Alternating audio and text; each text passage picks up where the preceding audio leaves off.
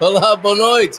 Montenegro, good morning, Portugal Wine Club on this, the 1st of April, 2024. I think any shenanigans after midday are not allowed. I don't know if that's the same in Portuguese culture or not, but we shall find out tonight. Let's bring my fellow wine ninjas onto the screen this evening in the same room as me by the magic of geography. Here he is, Johnny. Terry, good evening to you. How are you? Let's give you a microphone as well to complete the Thank effect. you. How are you? How are you this evening? Yes, I'm very well, thank you. Okay, should we go down south? That gave you a or shock, should we wait didn't it? until after the show? Oh, please, let's go down south. Okay, Johnny Cocktail, everybody. There he is. How are you, Johnny? I am terrific. Happy to be here as always. Excellent to see you. And back up to Al Viagra. Hi. Good. How are you two this evening? Okay. Fine, thank you. Yeah, fine. Good. Okay. Well, it's been a busy day, and I was rocked a little bit by the news from the Portuguese government about this new initiative. Although I think we are ahead of this, aren't we? In many ways, we've spent at least a day a month drinking Portuguese wine. I think we often speak Portuguese. We love Portuguese food, so this shouldn't be too difficult for us to embrace this one nation, one day a week, people speaking and eating Portuguese every Sunday from next Sunday. So let's see this as a bit of a warm-up, shall we? Terence, you were nodding in some sort of anticipation or misunderstanding. Idea. It's about time all these expats got their, comeuppance. I was going to get their asses into gear. Yes. And, great, eat Portuguese food, speak Portuguese. Yeah. Only on a Sunday. Yeah. Why not? Yeah. For the rest of the time, the British can be shouting in English, can't they? Yeah. Like they normally do from To Mayor Delight. Yes. Two. Yes, it's for that sort of thing that this program is intended. Okay, I think we have Head Ninja Garvo to thank for the theme tonight, and I think we've risen to the occasion here. So can we go to you for that, please, Gary? You were telling us a little bit about it, of course, on the breakfast show this morning. So what's the idea? What's the thinking tonight on our tasting? Well, my thoughts are that, most of the wines that we have or have had are based Tariqa National. Obviously, the white wine's been accepted, but there are very few wines that we have tasted that are familiar to our taste buds. Wines that we may have had back in our native countries, things like Cabernet Sauvignon, Merlot, Shiraz, Sauvignon Blanc. Thank you, my lovely assistant, or whatever your favourite tipple was, Merlot, whatever. Yeah, it was a familiar drink that you probably tried in your, in your luxury of your home somewhere, and I just wanted to try the Portuguese version because I know that they're growing these type of grapes themselves, and I just wondered how they would compare to. I'll say the opposition, probably the wrong sort of thing I should say, but how they perform against their other brands. Counterparts. That's the word I'm after. Counterparts around the world, in Europe and the New World. Is that a phrase still used? It's a bit patronizing, isn't it? Is that still a phrase used in winemaking, the New World? Still pretty new, isn't it? To be honest. Yes. Okay, all right. It's still fairly new. Full of romance, isn't it? The New World. Yes, it sounds good. It's a bit fresher than the old world. It's a bit Dvorak, less yeasty than the old world, and mouldy, perhaps. Okay, so what did you choose on this occasion, and with that in mind, Gary? Well, I have gone for the white Sauvignon Blanc, which I've had before, French Sauvignon Blanc, which was really, really not my cup of tea. It really wasn't. But hey, I've discovered white wines in Portugal have really kind of tuned me in more so. Okay, well, thank you. Could you hold it up to the lens for a moment, and everyone can see what you've got? It's the Fiuza, which is a very distinctive and modern-looking label with its sans serif typeface there. Very nice. Thank you for that. And a Sauvignon Blanc. Just want to point out. Point of order? Point of order, yes. Chairman. You mentioned that the wine was not your cup of tea. Yes, I'm going to pick up on that. I know mixed metaphors and all that sort of thing, but but when did wine become a cup of tea? Look, I know I haven't seen you for a week or so now, and you've got to get all these silly things out of your mind. Okay, so get them over and done with, and then we'll get to the wine. Okay. Yeah. Do you two want a moment? The rest of us could leave. A brother moment. The rest of us. Are you going to join? Leave the room. You're right. I used to have a brother. Let's welcome Michael and Catherine as well. Good evening to you both. I'm speaking to you left and right on the screen. Of course, they're Michael and Catherine in central Portugal. Good evening to you both. Way, very good. Excellent to see you. Did you have a connection issue? I don't mean personally, I mean technologically. Been having issues all day. Yeah. Ooh, good, lucky you. But the technology let you down at the end of it, and when you were trying to get online tonight. Okay, well, I'm so glad you're here. You've seen there the idea, the Sauvignon Blanc Fuser. Let's go to Johnny Cocktail in the Algarve. What a great day! What have you chosen, Johnny Cocktail? What have you got? How were you inspired? Well, I have a little bit of a tale to tell, and I Always good. maybe remain a bit cryptic until it's my display opportunity. Yeah. Okay. All right. Thank you very much for that. Very, very cryptic and poignant and enigmatic there. We've got Naib Bukele, Portugal, with a Millet, Javier Millet icon in YouTube there. And I don't know if this is a personal insult that he's calling us all framboises. Well, I mean, we are as pink as raspberries, many of us here. It could be a little bit of early trolling in the wine club this evening. Let's see how that goes, shall we? And we've got Pete as well joining us. Evening, Munson, Johnny, and the Austins. We need to raise a glass for Papa Austin. That's so true tonight, isn't it? A poignant day as you remember your father there, Terry and Gary, and we'll have a drink in his honor. And apparently the alien invasion is due in 20 minutes. And that message came through about 5 minutes ago. So my maths say it's about 15 minutes. So we should perhaps crack on. Why not? What alien invasion? I'm I all like white wine. right. Yes, they better bring a bottle, right? So Michael and Catherine, what did you choose inspired by the single varietal theme this evening? God, well, we've had lots of choice in the last 2 weeks. We've been practicing since then. Well done. And actually, we've had a hard job coming up with a decent single varietal in the actual in the Portuguese grapes. So we've switched to well, something that's obviously grown here because we bought it here, but we've switched to a more typical one, and we switched to a Shiraz. We tried Aragonese, didn't like it. By Tinta, itself. didn't like it. No. Right. And so anyway, we switched to, we ended up buying a Syrah, and I think this is the one that John bought some time ago. Okay, let me just zoom in on you there. Okay, Albanage Terrasso Reals Syrah from the Alentejo there, from the Alentejo. Okay. Well read. So, Yeah. yeah. Anyway, we're going to see what that is. We haven't tried it yet, so hopefully it's better than the other. I think you're a bit disappointed. He's fingering me from over. By that I mean he's making a gesture. Is there something you wanted to add? It was rather gorgeous. I wonder why he put his glasses on. It sounds like Michael and Catherine, you've done a lot of research and have been quite disappointed. It's like the thousands of calls to IMA. You've had thousands of visits to the supermarket by the sound of it, and these single grapes just aren't doing it for you, generally speaking, in Portugal. No, so far it's been a bit disappointing. Well, Right. I guess the other side of that is that we really like the blends. So that's Yeah. Okay. Yeah. Okay. Well, there'll be more conversation about that, I'm sure. Then whether this is a country where blending is perhaps more more enjoyable than going for the single grapes, but we shall see tonight. So, Terence. Yes. What have you got this evening? Yeah, I think that's why you were gesturing at me, right? No. I was Okay. waving at some fans outside. Oh, okay. Sorry. I beg your pardon. Curiously, not anything connected with yourself. Or What? Yeah, sorry. As hard as that is to believe. Sorry. Well, I've got Herdad de Rosim. Hold it up. Oh, yes. Sorry. Let's get that nice and close. big. There. Look at that. Look at that picture. That little Tip. yeah, I little think. little tit. It is a little tit.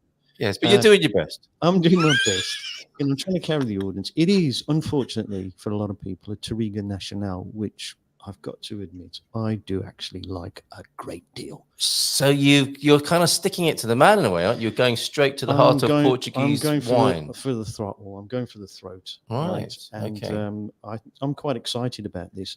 albeit a 2022, which I am now informed was a very good year. And 2 years ago. And 2 years ago. Right. And I was saying, it's a little bit young. It's a little bit immature for me. I want something a bit more bassy, you know. Sounds perfect for you, kid. A bit more. That's quite a good theme for another month, isn't it? Choose a wine not unlike yourself. Wasn't that like, you remember the bloke who used to play the ukulele when I'm cleaning windows? George Formby, yeah. It was a bit George Formby-esque, wasn't it? I go wine drinking to earn an honest bob. For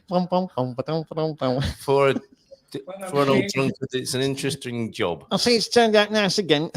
Honeymooning couples too. You should see them biblical. You'd be surprised I think they do. When I'm cleaning windows. Ding, ding, ding. Thank you very much. Oh, wow. Good night, Cleethorpes. Entertainment as well tonight, maybe. Good evening to you, Nubionette. Thank you for joining us. I do feel a bit uncomfortable when she refers to us as winos. It might be a little friendlier as a term. I prefer whiners. Winos, yeah, that would work. Far more descriptive. Okay, so I think that's everybody, apart from Johnny, who's holding back on his single grape, so to speak. That sounds painful. It does, doesn't it? I've gone for a Monte Cappuccio Chardonnay. And this one, look at that lovely label. This is made it's a Lisboa DOC, and I think it's made just up the road in Alcobaça. And it was recommended by dear old Chris of Courtain, which I tasted with him one evening when he joined us live. It was the only sort of live event wine tasting, Good Morning Portugal Wine Club that we've done. And Chris was there and recommended this. And so fond memories of it and just revisiting, reviewing it. So should we have a little sip then of our various wines? Or is this a time for you, Johnny, to come in and tell us what you're doing? You're the host. Go on then, Johnny. Tell us what you got. I can't bear the suspense any longer. No. Okay. Well, so granted, I've only been in country for just shy of 6 months. So trying to really turn up the nostalgia dial. And I went into the Wayback Machine almost 50 years to when I was 14 and just starting my alcohol adventures, my explorations. And wow. So, friends, we would liberate a bottle or two from the parents' collection and go out to the desert on a weekend night, and so we could enjoy unobstructed. Sounds really dangerous. I'm kind of fascinated that you only started his alcohol journey at the age of 14. Seriously, I mean, this is another rich theme of discussion, then, isn't it? I think that's quite young. Is it not? Were you much younger? Well, this was more not so much the journey, but more the internship. Yes. I'd been freelancing before then, but we started with beer by about the age of 5. Right. You'd see a hand come up on a table. You beat me by a couple of years. Yes. Yeah, but and beer and all the dregs in the clubs and things. When you were a kid, you were taken to all the clubs, the smoky clubs of the 60s. Yeah, and like when everybody what they used to call got K-lied, that was your opportunity to get underneath the table and start drinking whatever dregs. Minesweeping, I think. Yeah, minesweeping. Yeah. Minesweeping under 10. It did sweep your mind. Well, and I think contrary to this belief that pubs are much friendlier places where all the family go now, it was always the case, wasn't it? Except the kids were all drunk in the 70s. So you didn't hear them making a fuss and running around because they were all just lying under the table or vomiting in the car park or something like that. So, yes, I don't know if that's better or worse than the modern times. I'm not sure. Nubionette, it's actually a Californian holiday today. I'm home, but shamefully, I have no wine at all. Sorry, you're going to be cancelled from our club. We'll see if we can send you something over. We'll come back to you in just a moment, Johnny, because that was the beginning of something very special there. But Gary, I think, has another point. No, I was pointing out. Go on, out. Out you go. No wine. No, out. Yes. Sorry, Nubionette. Head Ninja Garvo is saying that's in it. That's it. You come to the wine club without wine. That is the first rule of wine club. That's really cool. But okay, so. Okay, come back in. Come back in. Come on. Okay, you can come back in again now. Yeah, isn't he? He can be. So, Johnny, back to you. 14 years old and a nostalgia, a trip down memory lane for you then, by the sound of it, and a particular grape, maybe. It really was. And so what I found something that is reflective of what you may find throughout Portugal, but it is in no way a step down from what I experienced when I was in the States. And it's every bit as much of what I had from those great world-renowned production areas out of America, namely St. Louis, Missouri, and Golden, Colorado. Ooh. Okay. So what I have had, first, I guess I should just open the bottle. Well, yeah, but hold on a minute. I've never heard of Missouri being somewhere are we talking about wine, or have you brought something else from that place? Oh, what I have is really just fits the mold for today. It's spot on. Okay, so Colorado, in my mind's ear or an eye, and in my mind, I'm thinking that's a wine producing place. But Missouri, is it known for its wine? It is known around the world for what it makes. You bet. So let me just open the bottle. Okay? Yes. Okay. Go on. Mountain Dew. So, what's he got there? That looks like beer. He's got beer, isn't he? Yeah, it's beer. Is it beer wine? Beer wine. Yeah, I'm just making it. He's keeping us guessing. I'm just filling in. It is everything. That's not wine, is it? The color.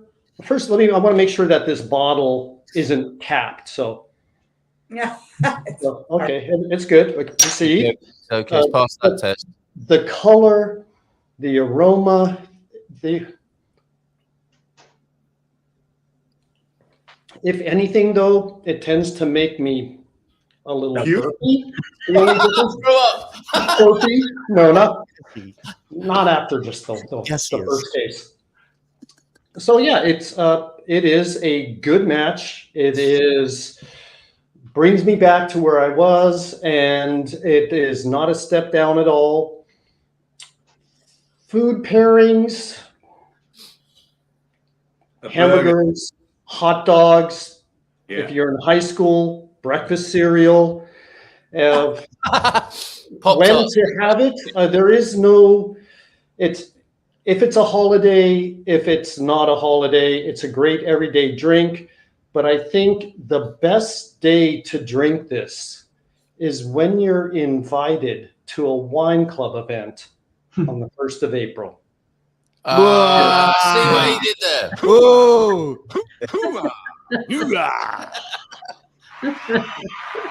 Very good. Very good. Thank you, Johnny. Thank you. And is it a Budweiser, as Michael Bliss is suggesting? Yeah. It's got to be a Budweiser. No! That's an upset, isn't it? The famous Sagres of Missouri. The only thing I can relate Missouri to is a battleship. That's the only thing I know in America. That's Missouri. Oh, well, enjoy that. So you have got an actual Sagres there, upsetting the wine club on the 1st of April. Well, thank you, John. Have you got wine as well? Or are you going to stick with that? This won't last. So yeah. He's going to be into some wine. It won't last because he's been with Frank. He's learned bad ways. Yes. Well, it's like I guess BC and AD, isn't it? Since we last saw you, you've been hanging out with Frank. Has that changed your life? No, Frank's been hanging out with me. Has that changed your life? It's changed his life. It's changed his life. Okay, yeah, no, fair enough. It was a clash of the Titans, but you didn't let that stop you. So we go to Nubinet into the chat. I was thinking Missouri and beer. There you go. I think a few people were sniffing out the aroma of beer tonight with your backstory there. Back stateside. After a brief trip over Holy Week, your banter of wine and Portugal food conjures vivid and aromatic phantoms. This is very beautiful. Yeah, honestly, food conjures vivid and aromatic phantoms of fish soup, steak, Portuguese, and bacalhau. Galada. Beautiful pause at the end there. Yes. Yeah. You don't even need reverb, do you? You've got it going on. It's all in this shirt. Rib cage is like a box of springs, like a xylophone. Okay, I do have a few imperial stouts and gin. Okay, Nubi, do join us. And go on, do you want to carry on with the reading of Ubi's Where is it? It's on the screen there somewhere. Right. What, thereby disturbing my nap? This sounds like the beginning of thereby disturbing my nap. You scoundrel. Thanks for that. And grab a good beer, though. You've been told off. You see, I would go with a Sagres, not a Superbock. I would go with. He's a Porto guy. I definitely go with the Superbock. It's the Northerners' beer. It's the working man's beer. Grab a good beer through Superbock, right? Because it's a right good stinking drink. A stinking drink, right? Okay, back to Alvagra and the Austin household. Tell us how the Fiusa is going down. I haven't had it yet. As I said this morning, this is a dangerous choice for me because when I recanted the memory of white wine and my Chinese restaurant experience. And tell vamos embora then. Let's go. Let's have a go. Let's have a. I thought If we call it funny place, don't we want it? Steak slice territory.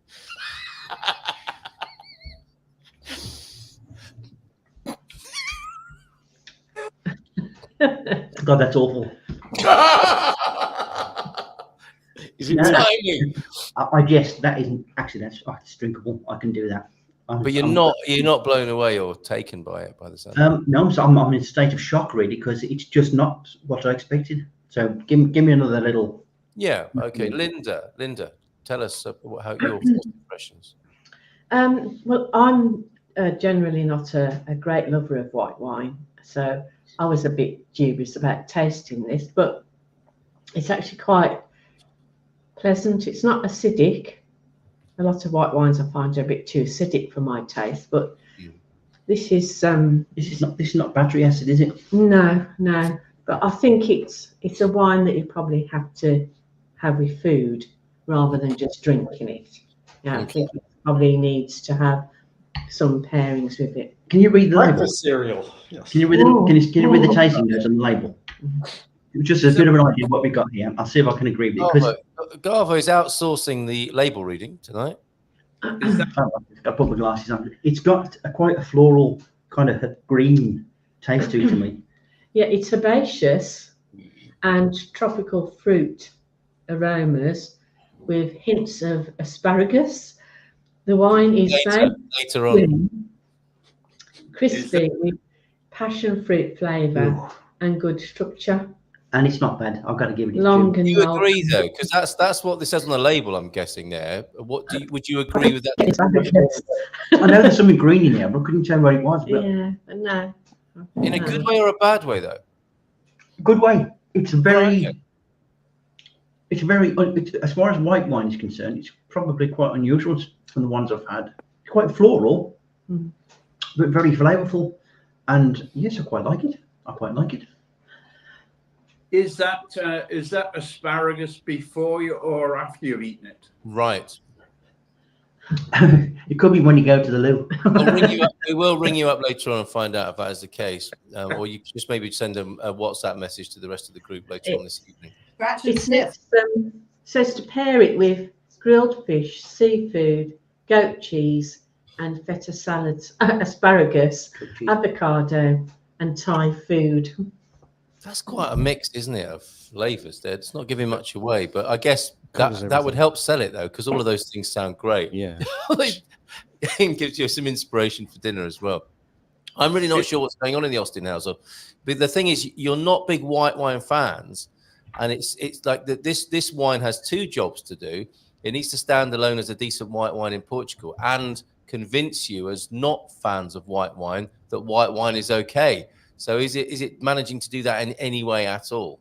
I think it is. And I know this wine, and it's really, it does not like super hot climates. It doesn't like getting really baked in the sun. That's what I've learned about this grape. But this is very sterilized. Most unlike the wines that I remember I've tried of this category. And yes, I would drink that again. Definitely. Please remind us where is it from in the country? It's Fiusa.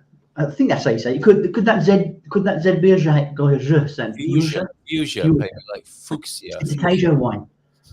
Yes. You've got a winery you can visit. I passed it once. I might go there one day just to have a visit. For the Austins, yes. For the Austins, they also had earlier tipped out a bottle of red from the same vintner. And how did that come across for you? That's over there on the side. We actually haven't tried that. That's probably for another day. It's a Cabernet, It's a isn't it? Cabernet Sauvignon, which I know is going to be fairly good. So Okay, but it's you gonna went out on a limb with the white, and this one, I like a good. You know, I like to live dangerous. I like to be on the edge, and this was big sort of gamble. But it paid off. are we talking about a damp, cold night in central Portugal as well? Maybe Actually, not the ideal circumstances. Do you know what? Ever since you said the sun came out and shone on the righteous, it's been sunny. So you bring it on. It's all it takes. So it sounds like the perfect end to a sunny day in central Portugal with a nice glass of white there.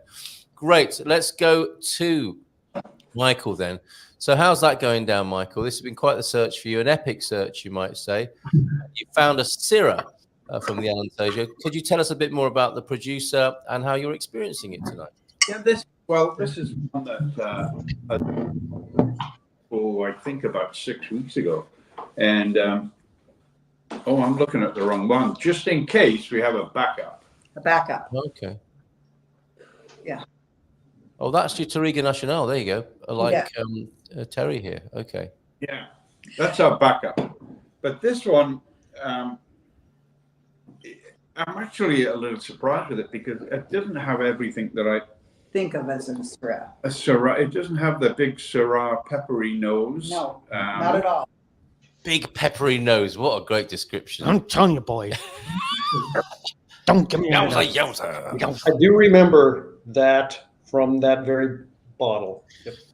The big peppery nose, and that's what we're looking for. That it lacked. Yes. Oh, it lacked that. Okay, so that is what you expect from a Syrah, is the big peppery nose, and it's not happening here in Portugal. Yeah, it's a little light. All right, okay. A little bit in the palate. It's actually doesn't at all. It has good acid, so you know it makes your mouth. It gets the juices flowing in your mouth. It does say it only has hints of spice, though. To be fair. Yeah. And also, my marketing background would never put this on a bottle. It says it has an interesting aftertaste. That's not good, is it? It's somewhat like They left that to the interns, didn't they? Interesting, yes. Yeah. No, actually, it's not unpleasant. Disappointing for the price. You know, these are. What are we talking about? Well, these. I think this was 12 euros. I think. 12. Yeah. That kind of just makes for a distinctive moment, doesn't it, in Portugal when you're spending that sort of money? This wasn't expensive, was it? No. This wasn't expensive. I think when I sourced mine, it was my typical 60 to 70% off. Yeah. Good man. Good man. Yes, Like, excellent. like your style. Excellent. This was still Yeah, what a discounted at discount, 12 euros, but you know, for that you expect in Portugal, you expect something a little more substantial. Yeah, because I found the Intermarché own brand Syrah here, and that's $3.49, and probably would be as good as, by the sound of it, what you're tasting this evening. A little bit of disappointment. Is there a pepper nose? I haven't started yet. I'm on my Chardonnay, which I'm absolutely loving, I've got to say. I've got to ask you, though, Catherine, with your marketing hat on, what would you have replaced interesting aftertaste with this particular wine? I don't think it has much of an aftertaste at all. So if I was only trying to write some words that didn't have anything to do with the label, I might say, instead of interesting, I'm contemplative. You know, but that leaves you wanting more. Contemplative afterglow. It's the same as interesting, Ken. It's just, to me, has negative connotation. Yes. A sort of post-coital blues are coming to mind for me. I don't know why. I love that. I just love it. Means it's not very good. Yeah. What could if I may, I'm going to go fetch up a proper glass because I do have an authentic offering after my little holiday pun, and I left that in the kitchen where I was drinking other wine. So I'll be right back. All right, Johnny. See you in a moment. I have to say, you know, it's pretty rude of them to charge that kind of money for a noble grape like Shiraz that's couldn't possibly have been in oak for any more than 12 months max, you know, so you can't expect it to take on the great, you know, the great flavors of Shiraz, because Shiraz is a really interesting wine. I mean, no matter who grows it, I mean, whether it's grown in Australia or California or even here, you know, it's an interesting grape. It's one that I have always liked because of its pepperiness. It's like, it's the red wine of Gewürztraminer, you know. Mm-hmm. You put it in, so get that nice little crackle on your tongue, you know, on the sides of your tongue. And this doesn't have it. And you're not going to get the depth in a wine that's a 2022. So at best, it's had 12 months on oak. You know, there's just not enough for something like this. Okay, fair enough. You can't develop. Unfortunately, I've noticed in the stores lately, we've got a massive 2022s. They must have just, there's a lot of release. Yeah. And, yeah. I think everybody's trying to get rid of their inventory because they're all on the 60%. Yeah. Disappointing. Yeah, well, I am definitely getting that sense of what's going on for you there with the Syrah, and it sounds as though they either haven't tried too hard or don't need to try too hard, because that's not what drinking wine in Portugal is about with these single varieties. Maybe it's just you know, if you, from a marketing point of view, if people fancy a change, they'll see that label and try it, won't they? But they clearly, from what you're saying, they might not have had to go to too much bother, because that's not what people are looking for necessarily. Well, that's, you know, I say this often, you know, the Alan Tay Show are masters at blending. Mm-hmm. And they do a great job of blending all the traditional grape, all the traditional grapes of Portugal. They do a master job at it because they always take, every bottle tastes the same. Not every company, but every bottle of a certain vintage, of a certain adega tastes the same. They're really good at reproducing a particular thing in a bottle, and that is something to be said and envied in the world of wine. Yeah, and they've had a lot of practice. They've got good at it, haven't they? And this probably isn't that sort of territory we might be discovering tonight. Okay, thank you. Let's go. There was a very erudite look as you pushed your glasses to the end of your nose, and we're looking at a label, or was it more fans? Some of the comments. Okay, so will you please continue with your assessment of your Rocky? Right, let's get into it then. Okay. I'm rather glad I chose this, to be honest with you, and that's not being false. Vino Regional, Alentejo, Touriga Nacional. It's always a safe bet for me, and played right into my hands again because I'm really, really, really happy with this. I'm ecstatic.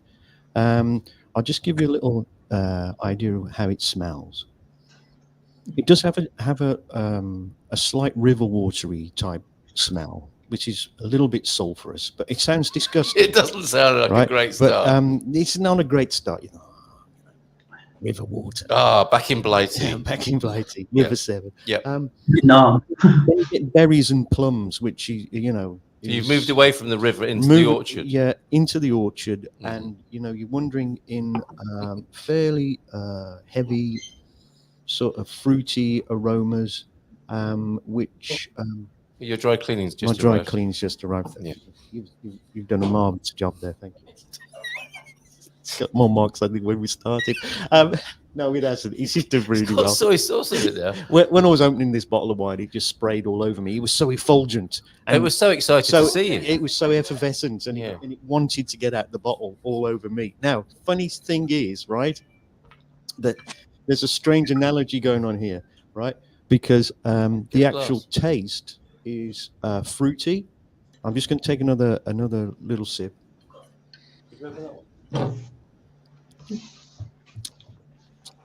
Sweet, a little bit sweet, a little bit dry on the finish. Stays with you. Nice aromas and spiciness in the mouth, still lasting. It's there, and it's carrying on. I think really, if I saw this bottle across the room, I might ask it out, because Would it say yes? it might be the one I'm looking for. Actually, the best sound effect is this. Hooah! Scent of a Touriga Nacional, right? Scent of a Touriga Nacional. I could drink this quite regularly, and am very happy. The lady that suggested this to me down at Stadlicado took a lot of time. I told her my wants and desires and needs, and She asked you to leave the shop. And then he asked for some wine. She called security. Aqui é uma porta para si. Right, okay. Well, I'm glad you popped in there and frequented that wine mecca. Me too, because it's got a lot of body. Yeah, it's got a lot of richness. It's got a lot of depth. It's underrated. If you were taking somebody out for a night out, and this was the wine, I don't think they'd be too displeased. And it's the taste of Portugal, let's face it. It's the taste of Portugal. It's the romance of Portugal. The secret romance underneath all the undercurrents of Portuguese life is here in this glass. You're right. It's wine DNA, isn't it? Perhaps. Probably. Those letters you might want to mix around a bit or play around No, with. I've I like to call with it wine. But I now understand what you mean. It's like that lovely surprise about Portugal you get every now and then when you just think, yes. Thank you very much, Mrs. M. So I'm very happy with this. I don't. Is it right? What are you drinking? We missed the early part. What's the label? Oh, okay. Let me hold it up. Yeah. I'll get my man to hold it up. It has what looks like Rosine. to me a tit on the label of some sort. I don't know. There's one to the left of it. Please. Do you want me to read the back? It's in Portuguese, so give me a bit of a. Oh, don't be like that. Give it to me. It's in Portuguese. Give it to me, boy. Give it here. Yeah, it's Na Aded de Rossim, between Cuba and Vidigueira, a wine that is integrated in the ecosystem, the natural ecosystem of our wines. Translating from the Portuguese. Translating from the Portuguese. So, espresso deste terroir, an expression of this land. It comes from a line of Ricardo, and it's a plant endemic to Cuba. I presume Cuba must be in Portugal. There must be in danger of extinction. It symbolizes our passion. Oh, the bird is a symbol of extinction, perhaps. Yeah, it could be. I don't know. I thought they were referring to a place in respect of the land. Right. So, I won't bore anybody anymore with the rest of it. Not at all. It's a jolly good wine, and I think it cost me €10 something. And it's dragging us back into Portuguese, what the Portuguese do best, isn't it? I think it's floating us back, right, in a dreamy, floaty sort of way, suspending us, keeping us happy, and this is why we came to Portugal. To drink wines of this nature, not single varieties, unless they are Touriga Nacional. Well, I've struck lucky with this one. I think very, very happy. Right, I would like to say good evening to Charles, who's with us. Hello from a warm, sunny St. Pete in Florida. Is that short for something? Or was that actually called St. Pete? St. Petersburg. St. Petersburg. Okay, no wine, but a pina colada in hand. Lovely to hear from you, Charles. Top man. I haven't seen you for a long time. It's so lovely to see you here and think of you. Thank you very much. And Jackie, of course, popped in a little while ago. The humble crafter in Wales. Do they make wine in Wales? I bet they do. They make wine in Devon, don't they? But there's some Welsh. I bet it's nothing like Tudor's, is it? Tudor's wine. The humble crafter. That'll be a piache, not unlike Ubi likes. Love me some Pingados box wine. And need to eat more chocolate salami when he comes back to Portugal. What a concept.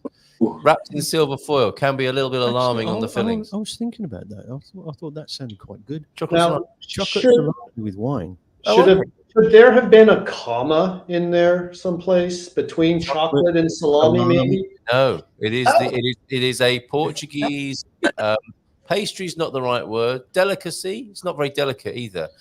It's a Portuguese sweet. In the patisserie, in the pastelaria, padaria, you will find often rolled in aluminum foil, as you might say, what would it be like? Millionaire shortbread, maybe. It's bits of biscuit in chocolate, rolled up and sliced, and very nice it is too. It looks like a salami. There's no salami. No salami at all. It's just round salami. You brought a salami with you tonight. Do you always do that? Yeah, well, why not? Let's break out the salami. Okay. Just the way you're sitting. Sausage, but you know. So if I may come back to what I really wanted to show the group. Oh, let's move in. Hold on a minute. Let's have a look at this. Yes. It's a Alentejo 100% Syrah. Again, a 2022. Yeah. So for me, it had to be a Syrah. That's my favorite varietal. I'm used to drinking a lot of 100% Syrahs where I used to live, and also many blends with Syrah. And again, being young, and this is very slight in tannins, not very much time on oak. Getting the fruit, not getting, as Michael and Catherine noted, not getting some of the spice that may be typical for a more long-lived, Syrah that's laid down for a bit. But it's very pleasant. I think it would be good with food, with red meats, with some more bolder, spicier stew. And I would buy it again, especially as I tend to shop. And I got it at Pingo, and it was, I think, typically maybe it was between 13 and 15 euro, and I got it for just under 5. Wow. Yeah. Okay. So is that a case of Syrah? It had to be said, didn't it? No, it isn't. Who was thinking that and not saying it? Gary can hold it back any longer. Okay. And it's open and you're enjoying it, Johnny? Absolutely. Yeah. Okay. Well, you had it open a little bit earlier on today by the sound of it in the kitchen before you. Oh, no. What I was actually doing was finishing that 2013 that you had picked up for me, and I got from you. Yes. What did you make of that? It was a nice, clean finish. At the beginning, when I tasted it, it was a little underwhelming, but it opened up nicely, and it was a very pleasant pour. Incredible. 11 years old, surfacing in Intermarché at 3.49 or something like that. Piache. Crazy. Yeah, and it's a Piache, I think, is the brand, isn't it? And they write that many times on the label. And it's got Piache all over it.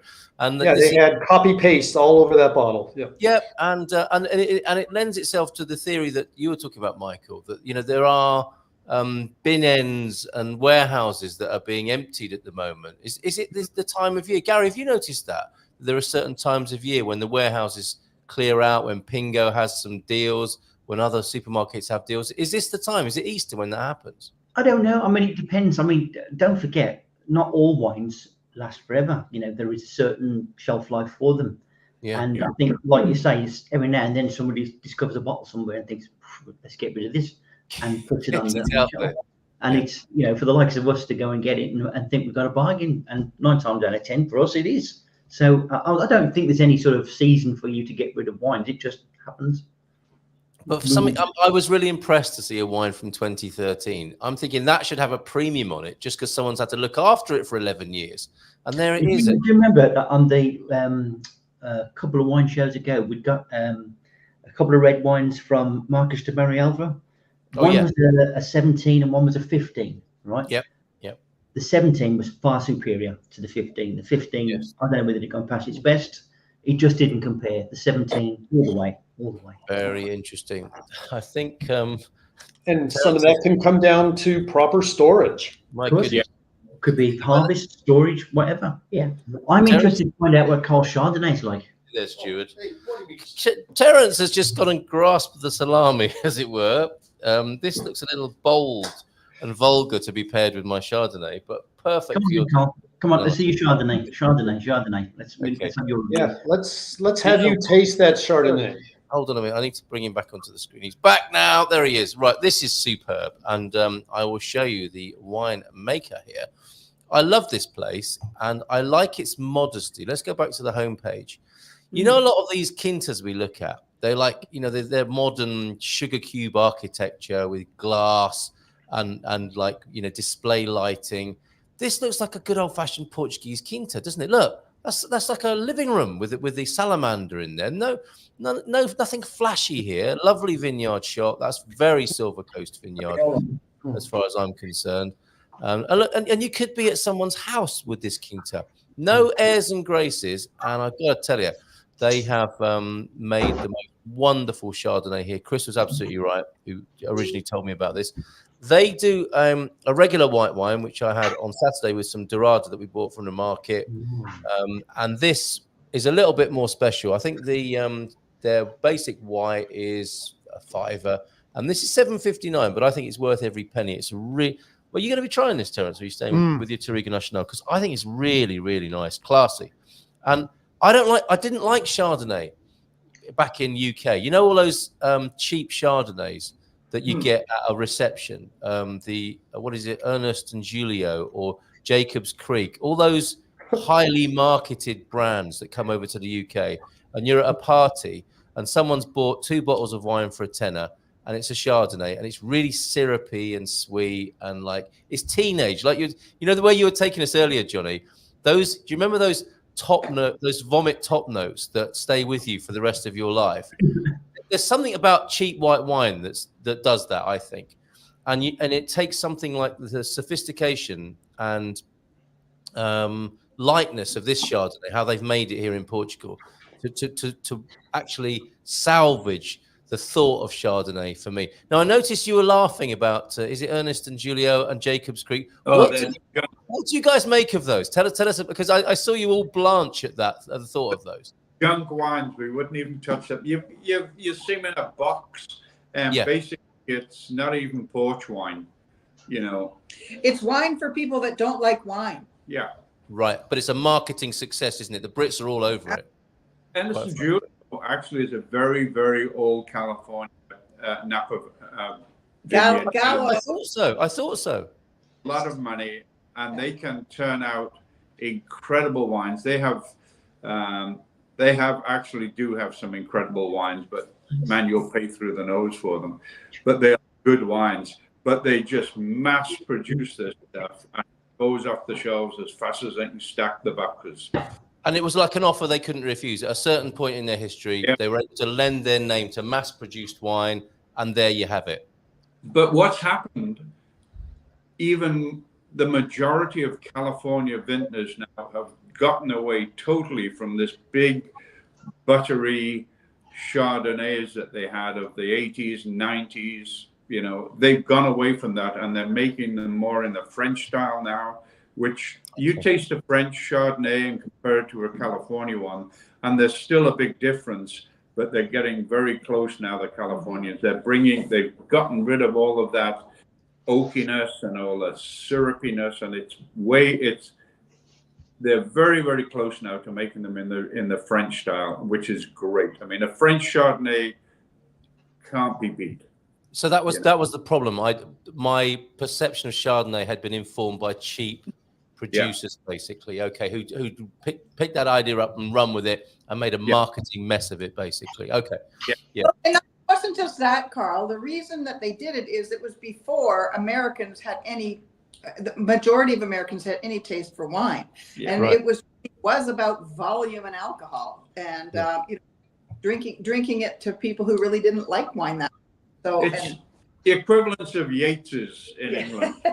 Oh wow, happy memories. Fighting on the pavement outside of a Yates's wine lodge. Wow, sweet Chardonnay. Yeah, I mean that's it. It shouldn't. Yeah, that's not to its type. Thank you, Nubianet, for your notes there. So very interesting how the marketing, mass production can really hurt things. I guess Chardonnay just sounds so French, and who wouldn't want to just pick that name up and run with it? Johnny, you were giggling a little bit, I think, at the mention of those brands and what happened with Chardonnay. What do you make of that? Well, I drank very little white wine in my early wine drinking. It was mainly red wines because that's what was at my house, and it went with food. But a lot of what you were mentioning, it was the bottom shelf at the grocery store. They were either very heavily oaked or very buttery, and even worse, very buttery and heavily oaked. So the white wines that I always gravitated to were New Zealand Sauvignon Blancs. Yeah, it was great with very minerally, great with seafood, great with shellfish. So I never really was a big Chard fan, but it was just almost a standing joke about what some of the Chardonnay tasted like. That's really interesting to me. And I remember having a girlfriend who said she liked Chardonnay, would ask for Chardonnay in pubs, and would also ask for ice in it. Now I understand why. And the straw? Not the straw, just the ice. Couple of ice cubes in there, and it's so cold that you couldn't taste it, basically. And that description, buttery and oaked, it all makes sense. And Portugal has, as I say, salvaged this for me with the Quinta dos Capuchos. I really recommend this. Did you like it, Terence? Say that again. Give me a moment. His mama told him, "Don't eat with your mouth full." Fair enough. Could you pass the salt? Well, has everybody had their say? I think we should do a little bit of a review, shouldn't we? And some marks out of 5. So back to the Austins. Right. I've now spent some time with this, and we've got to know each other. I'm going to give an analogy, what this actually brings to mind. Love your wine analogies. This wine, here we go. This wine is like, if you imagine like a late spring, early summer walk, right, where everything's green and it's verdant and it's fresh, and it's just at that point where everything is right. You know, shows promise and everything. That is what this wine is, right? And I don't normally rave too much about white wines, and I'm completely in awe of this one because it should have been an absolute disaster. It's fresh, it's floral, it's green, it's well balanced, and this is an absolute wonderful wine for this sort of period that we're heading into now. It's just, well, I'll leave it to the Linderometer wine. So peak spring, though, that's what I'm getting from you. Peak spring is what this tastes like to you. Okay. And yes, as you say, more importantly, Linda, what do you think? Well, as I've been drinking it, I've been having bits of meat and a bit of cheese, a bit of olive, and the more I drink and the more I eat with it, I really, really like it. It is actually an eating wine. I would say that if you sat and drank it, you know, just by the pool or something, you'd probably be disappointed in it. But actually pairing it with food, it's really, really nice. It's going down a treat, and I'm really enjoying it. Excellent. So, Linda, are you having green olives? Yes. Yeah, green olives. Okay. And I've got goat's cheese with pimenton in it, and we're having just some cold meats, salami, and some chorizo. It's beautiful. And it's really, really, the pairings go really well together, and it's sort of like I just want to keep drinking and eating and drinking and eating. It's not heavy on the mouth, is it? No, You still feel fresh. Sounds like time well spent. Yes. It does, doesn't it? It does sound very, very good. And your faith in white wine has either been restored or extended. Yeah. I'd probably have that one again. Absolutely. To eat with. Yeah. I don't think we drink enough white wine on the Good Morning Portugal wine club. No, we don't actually, Carl. I mean, we sort of like it's 75% red wine, isn't it? Probably 5% white and perhaps 10% rosé. Rosé. We need to do a few of rosés. Yeah. Rosé season soon. You can keep your rosé. I want more whites. I'm really feeling the whites. I got very amorous on Saturday afternoon, having the other Quinta dos Capuchos after a couple of doradas baked in the oven, some white wine. Oh my goodness, I could feel the peak spring in myself there, Garvo. So Carl, a question. So at your market right now, what are you paying for a dorado? Well, I don't know if I don't know if you heard the story this morning, but have you heard the continuing adventures of the fish witch? No. Well, I think she does some kind of spell on me. This lady who's a fish wife is a very derogatory term. It explains. Okay, it does. Okay, so there are two. There's a regular fishmonger, who Mrs. M thinks doesn't like us. You know, we haven't lived here for 15 years yet to earn her affection. And as I've drifted around the fishmonger, a lady who I think is not there all the time, but just pops over from Nazaré, and she wears the traditional garb, you know, multi-layered skirts and a headscarf, and she beckons you over and puts her arm around you, and she kind of mugged me in the past to buy fish. And I thought my strategy on Saturday was to just have a 20 euro note in my hand and say, you know, because I got to a point with her last time where she gave me, I think, 30 euros worth of fish. That's how we did it. You know, it was like close to lunchtime, and I'm thinking she's going to do me a bit of a deal here. And every time it turns out, well, I think I've spent too much, and she's got the better of me. But that's because she gets a lot of practice. And she, I don't know, you tell me.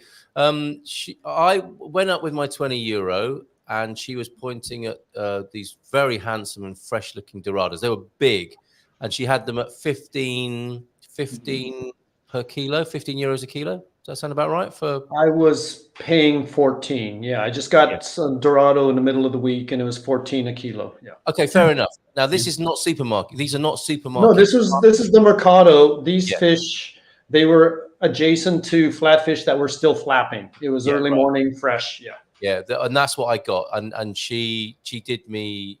She did me, full stop. I mean, she got another tenner out of me, and I went through this whole thing of like, you know, it's really weird. It's like an emotional roller coaster ride just buying fish. You wouldn't think you'd need to go through that, and that's why people go to supermarkets, I think, to avoid this sort of turmoil.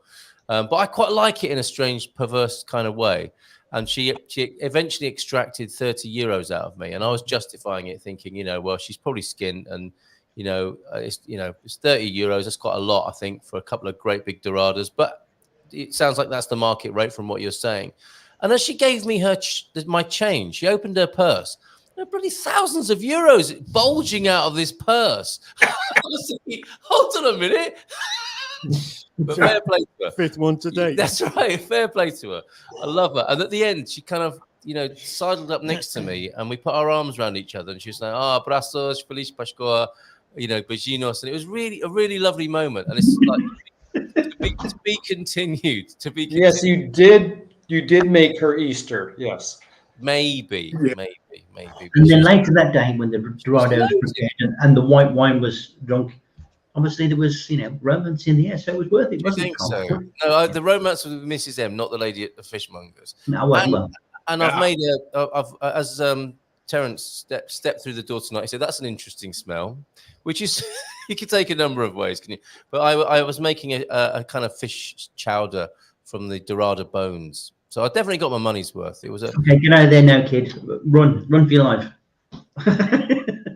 I'll cover him in chowder later on if he plays his cards right.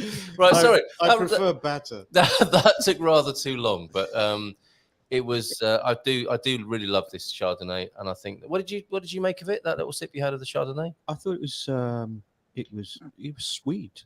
Sweet. It was quite sweet. Because you've been on the red, though, right?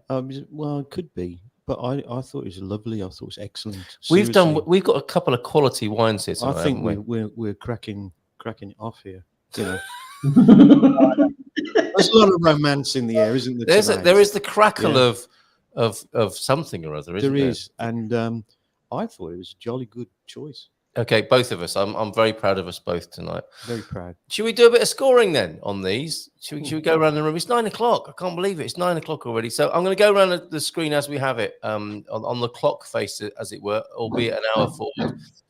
Terence, yes. Chinese Terrier. May I say you're looking very Chinese tonight? Would you care to give us a ranking, and not in a Chinese way? Would you care to give us a ranking? Did I have to say that? You didn't have to say that. Please, marks out of 5. Okay, but before we go into that, before we get cancelled, yes, I'm sorry. I did swerve. You went into the 70s, then, didn't you? I tell you what, this wine, if it was a woman, I'd say. Oh dear, back to the 70s. Yeah, back to the 70s. Oh yeah. I wonder by my troth what thou and I did to we loved. Back to the 1870s. Till then, but sucked pleasures childishly. Or snorted we in the seven sleepers' den, 'twas so. But this all pleasures fancies be, if ever any beauty I did see. Are you reading the label again? I decide, which I desired and got. 'Twas but a dream. Now, Out of 5. out of 5, I'm going to give it 4.8. And really? I love it. I love it. I got to be honest with you, right? Then may I ask you take a picture of that label front and back and WhatsApp it to the group just so I can log it? Why for the not? Spreadsheet. Why not? I am moved to visuals.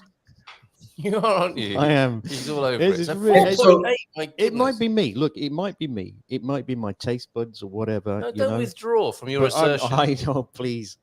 I'd never withdraw too early. Okay. All right, let's go to our Viagra. 4.8.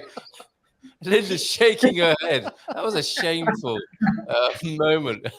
Please, Gary and Linda, out of 5. Well, Oh, for you, we're not all marking the same wine, of course. yeah, I was surprised at this wine. I didn't think it would be so enjoyable. So I think I'm going to give it 4.6. Wow, okay, some high rankings. I really enjoyed it. That is high praise from you. That is 2 glasses, clearly. well done. 3. It's gone. 3 glasses. It's gone, finished. Yeah. And Gary, what would you add? I am really sorry that this wine has ended. Yeah, and me. It's one of those wines you could have another bottle. You could have another I bottle. could have another bottle. It's not heavy. It's not oppressive. It's very drinkable. It goes with food. And I'm stunned because I should have hated this wine. This wine should be, sub 2, on the scoreline for me. But it isn't, because this one's going to get 4.7. I love it. Wow. I love it. Well, I really love it. Okay. Thank you very much, you two. I'm loving how the enjoyment of white wine is clearly there for you both, and it's ended. Did you hear And how the he said it romance ended? in the air. Can you feel it? And the same request, please. You did send those pictures of those bottles earlier, so I think I already logged both the red and the white. So This is I only looked them about, up online so I could enter them into my Ninja file. this is only about €6 a bottle. You may even be able to get it cheaper. And really, well, a great find. I'll have that again. No worries. There we go. Sauvignon Blanc, single grapes tonight, and that's passed the test. Not so much, perhaps, as we work our way around the clock face. Squire of the Shiraz, just quickly. Nibbles and snacks with a drink or two sounds good. I thought that was a name for our 70s light entertainment act. Nibbles and snacks. That's a really Ladies and great... gentlemen, introducing all the way from Cleveland. Nibbles and snacks. Thank you very much. Thank you, Squire of the Shires. The Whitbys, please. Not so effusive or joyful, I think, in central Portugal. No, I was just wondering how long you 4 have been drinking all day to come up with 4s on your wines. Yeah, well, okay. Ours was a surprising wine, but not in the same way that yours was a surprising wine. And I'm giving this wine a 2.5. Oh. Ow! Actually, Michael, Not Send it to the steak. can I just see the bottle again, because I've got a hunch. Got to keep away you might from be the same wine. Just let me see. Is it Mayor Real? yes, Terrasso Real. Right. They did a wine, right? And it's one of the only few wines that went down the sink. I hated it. Oh. I really hated it. Well, Dear, oh dear. I'm a bit worried about your hunch, though, bro. I told you to stop doing all that stupid. Yeah, well, I'm trying not to. I was trying to sit straight these days, but there you go. Good osteopath. Aoife Brewster is a very good osteopath in your area. She is Okay. an interesting lady, very interesting lady. Like her a lot. 2.5. Ouch. well, Michael might rate it higher than I, but my feeling is it's just, it's a meh wine, and it should be better for its price. And also, Portugal has so many amazing wines that comparatively this one is a 2.5. Good. Yeah. I like that. And is that, may I ask, a mark for Portugal and its approach to single varieties as well? Yeah. Well. Yeah. No, I think it's just the way this one's No. been handled. Yeah, this particular one is we just opened a bottle of the same winery's single varietal Touriga Nacional, and it is considerably better. So okay, all right. It's really just that particular Shiraz that not exceptional. Yeah. Very interesting. But the experiment, to be fair, hasn't gone terribly well, has it, with the single varieties? As we, you're going back to Touriga Nacional, which is we are not giving up. Okay, you're not giving up. Fair enough. All right. Okay, so thank you for that. 2.5 there. Ouch. Johnny Cocktail. Oh, sorry, Michael. Go ahead. Michael. Yes. Yeah. I beg your pardon. One. So, and I'm the same thing. I think where it really got knocked back for me was value for money. It's a cheap wine. It's nothing. There's nothing off with the wine. As I was putting the cork back in, I did notice this, and I don't know if you can get that. Yeah, 1123. 1123. So that's when it was bottled. So basically, we're talking about a wine from the vine to my glass, 19 months old. Yeah. What can you do with a noble grape like Shiraz in 19 months? You can't do anything. It won't. 2.5 might be the answer to that. Yeah, that's a 2 point. Why they would release this wine at this time? I don't know. They could have kept it 6 months and oak and had a great wine. Yeah. Fair enough. Okay. All right. Very interesting. Johnny Cocktail, what you got? Well, I think the Whitby's, the 1123, that was the drink by date. That could be. Could be. So for mine, again, I do see a lot of 2022s on the shelves. I was trying to find, again, a Shiraz because that's really what I favor. And that's something I drank a lot of. So I may have a foundation for an evaluation, a comparison. And, this was a 2022. It's not as rich and luxurious and deep as what I'm used to drinking, but for what it is, and because exactly what the Whitbys were saying, what I paid, again, less than €5 a bottle, this, I would give it a 4-1. Okay. Wow. Yeah, so very interesting. And I was thinking that the experiment had failed. Carl, marketing says do not say very interesting. No, I think it was damned by faint praise, wasn't it? Interesting aftertaste. I mean, come on. Nobody wants that review, do they? No. Have you heard about that review? I was looking here from Nubianet Sweet Chardonnay. Yes. That's not to its type, and I agree, it isn't, and that's what shocked me. I'm quite sensitive to sweet tastes, and that. I think you've been on the Touriga Nacional, though. That swayed your palate. Contaminated. But that sounds Shakespearean. Sweet Chardonnay. That's not to its type.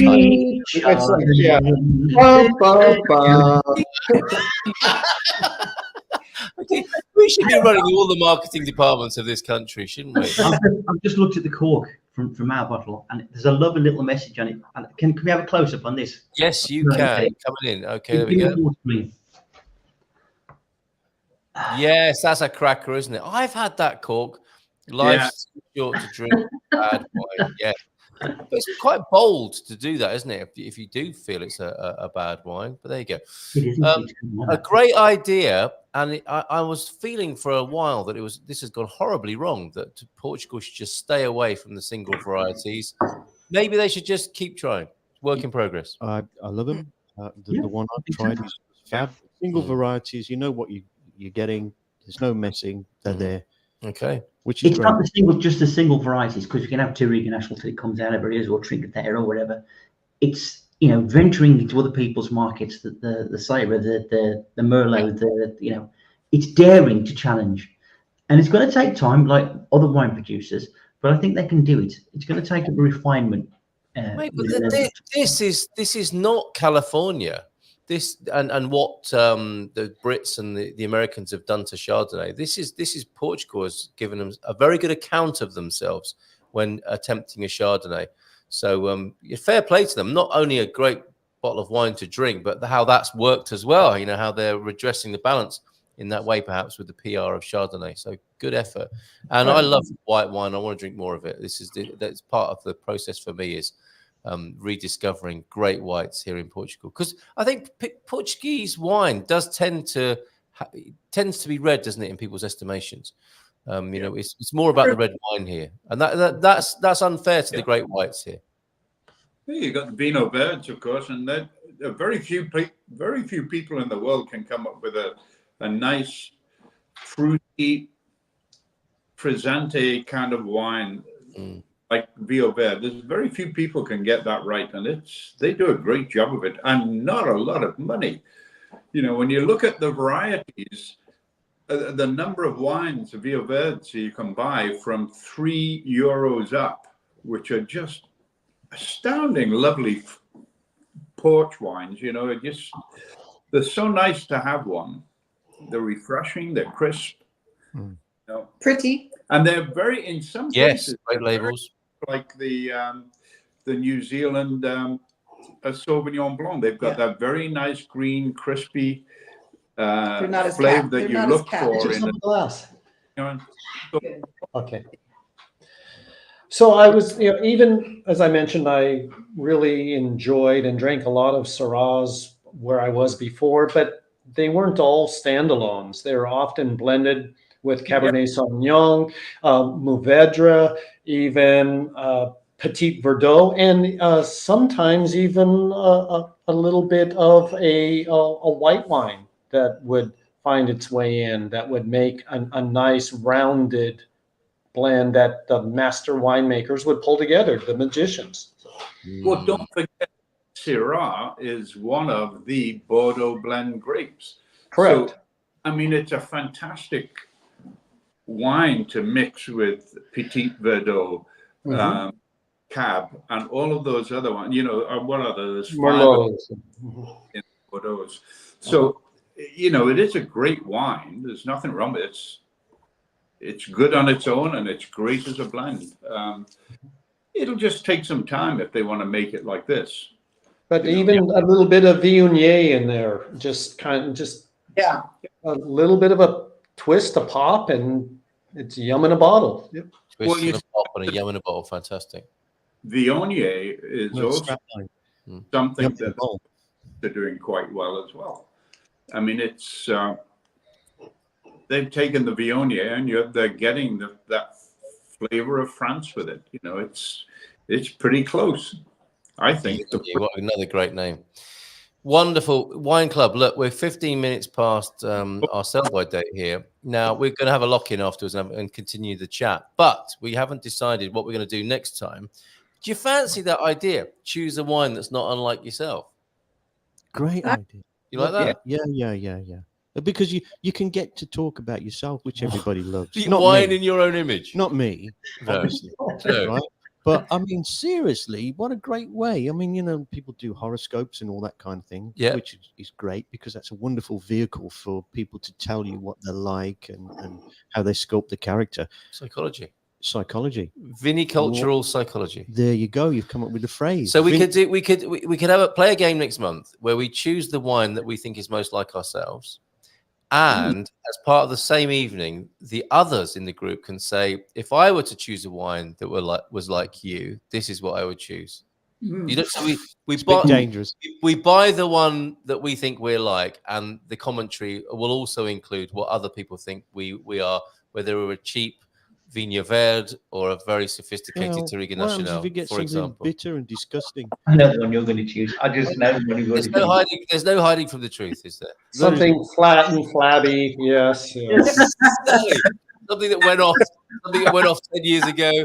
Those like really vinegary and acidy. I'm going to go back in. I'm going to go to the wine shop and I'm going to say, have you got anything heavy and immovable? Heavy and immovable, full-bodied, full-bodied and sour, sour, twisted. I can't wait. Well, here I am being poured down the sink again. Yes, there you go. Yeah, like you'd be all right to cook with. That Yeah, sort of yeah, thing. yeah. Okay. All right. Excellent stuff. Let's end it there. We'll continue chatting. If anybody knows us and wants to hang out with us behind the scenes, you can send me a message and I'll send you the link to do so. Otherwise, we'll see you in a month's time or on the morning show. Take care and bye for now. Ciao, ciao.